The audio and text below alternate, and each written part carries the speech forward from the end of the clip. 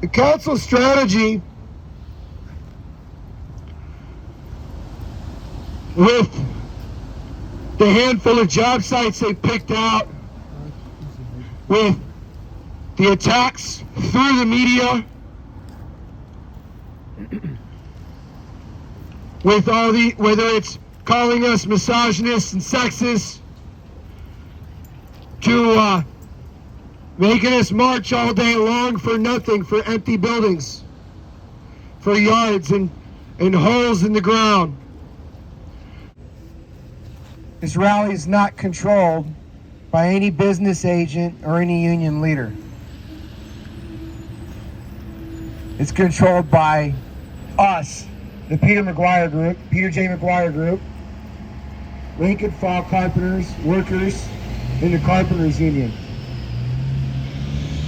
There was rallies just like this when this strike that led up to this strike was being voted on. And it's rallies like this, some small, some large. Evelyn Shapiro, the EST of the Carpenters Union, went down to the convention center to hold her press conference to argue for carpenters to make a cheaper wage and say that the contract was fantastic and that we were making 20% raise and that basically we were being greedy.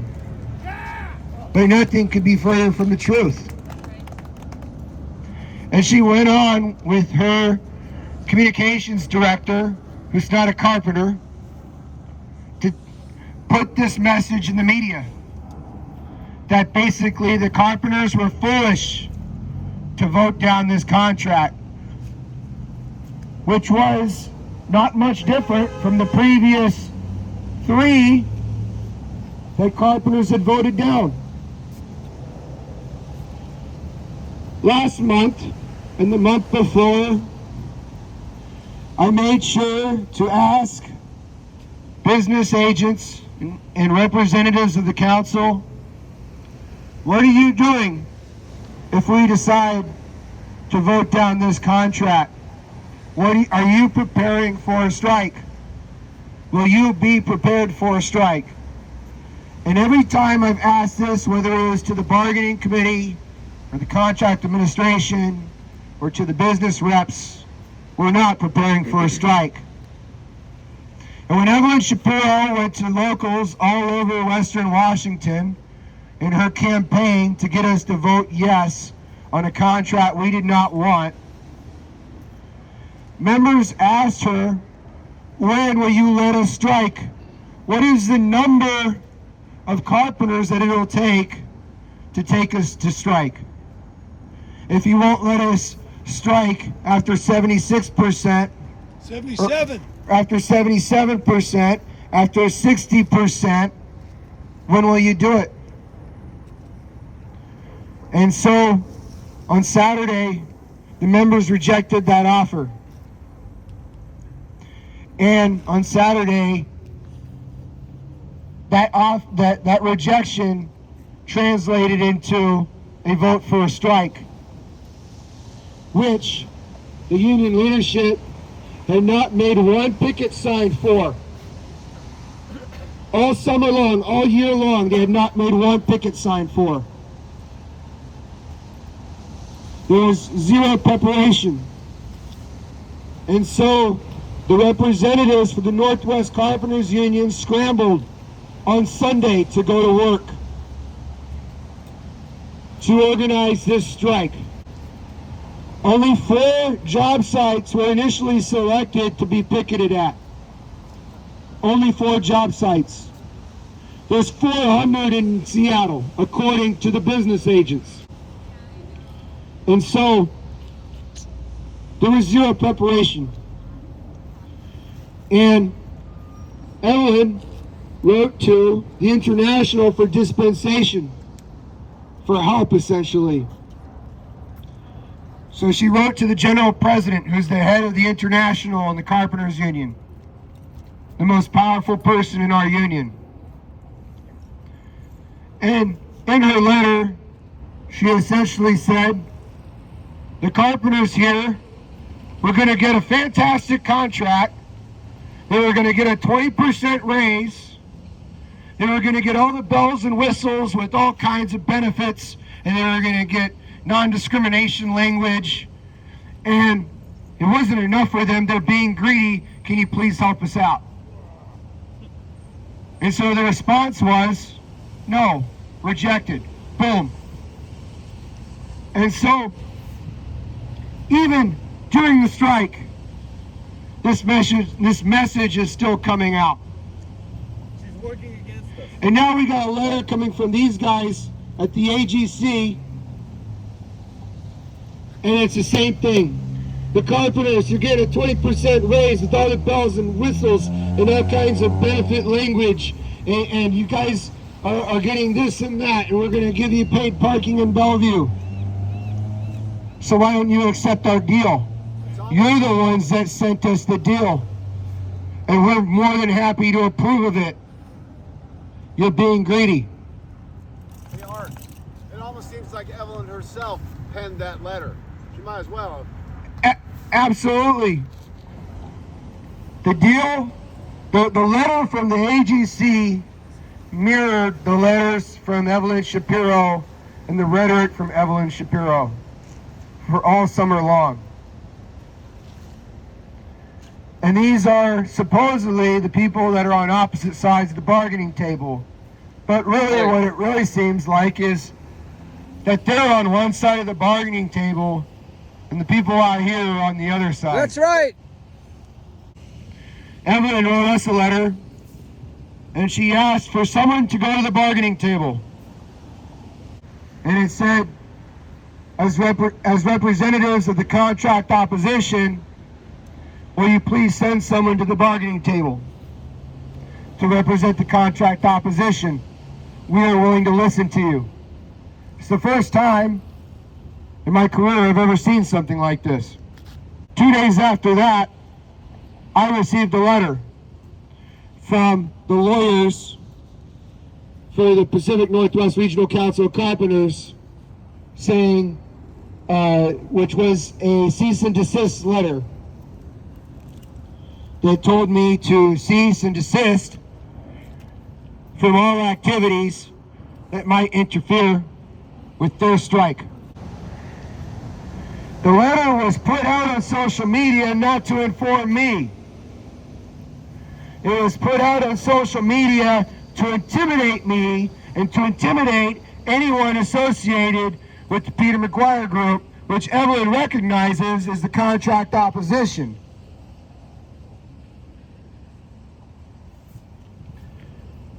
I will not be intimidated.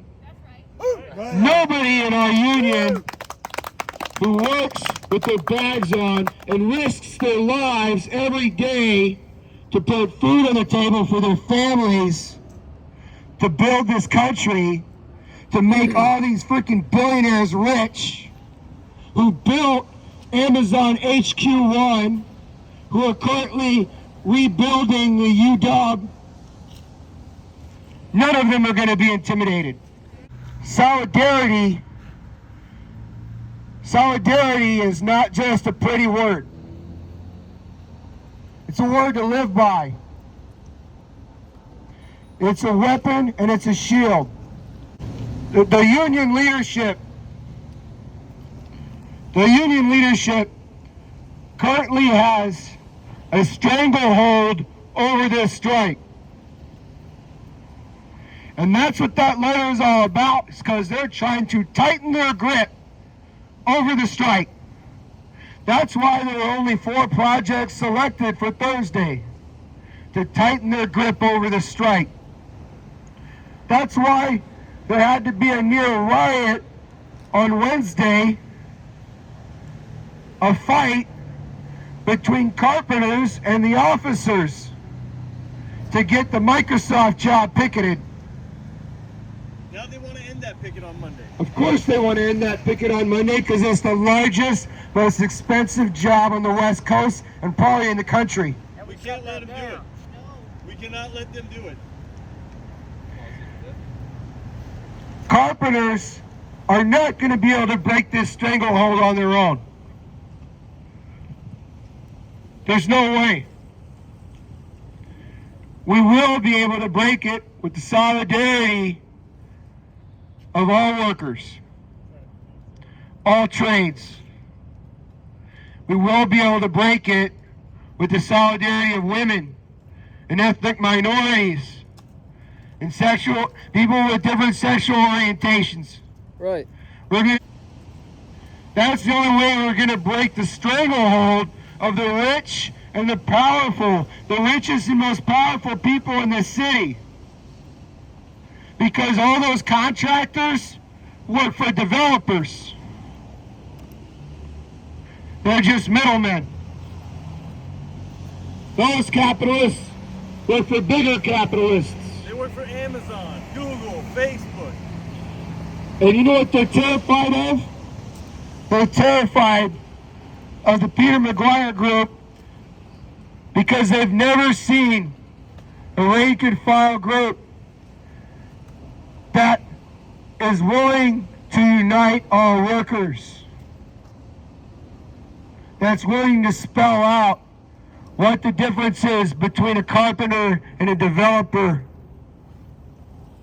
Carpenters have their hands tied.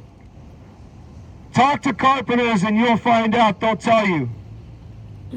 Ask them what they need right now. They need to shut down all the job sites that are strikeable, and they cannot. They can't do it. They're legally bound. But the community can help them to win. Other workers can help them to win. Women can help them to win. The media is taking the line of the contractors and they're taking the line of the union bureaucrats. They're taking the line of the rich and powerful. Why is that, Art? Because they own it. And last month, going back a little bit, in August, the Carpenters had a delegate meeting. The general thing that came out of this delegate meeting was a smear campaign against the Peter McGuire Group, against the contract opposition. It was that the contract opposition are basically barbaric men who hate women, who hate minorities, that you can't trust. The entire construction industry deals with these issues. The industries all across this country and in the world deal with these issues. It's no secret.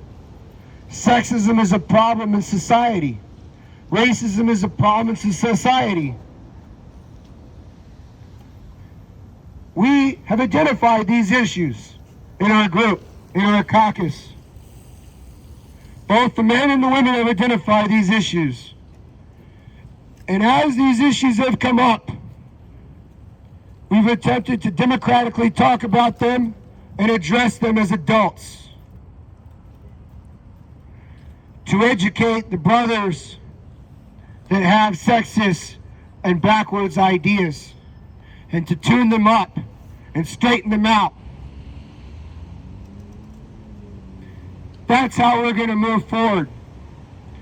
The council has had ample time and opportunity to deal with these issues, and they've failed. That's why we're still struggling with them. We can do our part to take corrective action. And we have tried to do our part to take corrective action. What corrective action has the council done? What corrective action have the contractors done that let this shit be getting away with every day? There's a reason why women are only 1% to 3% of the construction industry. And it's not because of our group. It's not because of our group. And it's not because women don't want to make higher wages like they can in the construction industry. And it's not because they don't want to join a union. And it's not because women are scared of hard work. The media is coming after me because I admit, and I've tried not to make it a secret, I'm a Marxist. And that means that I believe that workers, people with their bags on, should control society. That's right. That's really right. That's correct. That's democracy. These tactics are just the beginning. There's going to be other strategies that the media is going to pull out. And the purpose is to drive a wedge between the Peter McGuire group and the carpenters who work in the field and the rest of the trades and the rest of the working class. And they're experienced at it, they go to school for it, and they got the money for it. And it's going to be up to us to educate people about that wedge and to take that wedge and to take it out from there so it's no longer driving us away from other workers, from our communities. And it's up to us to take that wedge and to drive it the other way, in between these suckers and us. Carpenters are going to have to step up for more than themselves. They're going to have to step up for everyone. For all workers. For all trades. This is not easy when you're not on the top of the food chain. And we're going to have to stand up for not just us, but for everyone. And it's a hard burden to bear. But that is the burden for victory. The council's strategy is to wear us out. They want to tire us out. And they want to bleed us out through our wallets.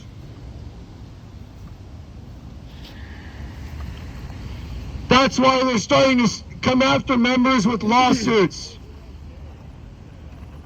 Lawsuits that they said in the very beginning that they did not want to get involved in because they're costly. Well, they were costly when it meant a successful strike, but they're not costly when they mean persecuting members who are standing up for other members. The council has admitted through the Seattle Times, I believe, that only 2,000 members are on strike out of 11,000. This is because they have admitted the majority of the construction sites are non-union.